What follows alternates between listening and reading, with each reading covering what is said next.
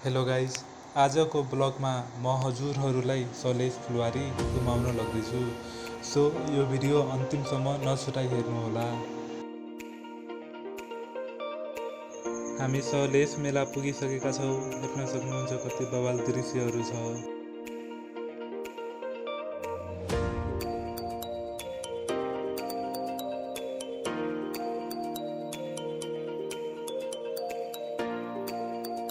Guys, हेर्न सक्नुहुन्छ यो सलेज फुलबारीको मेन गेट।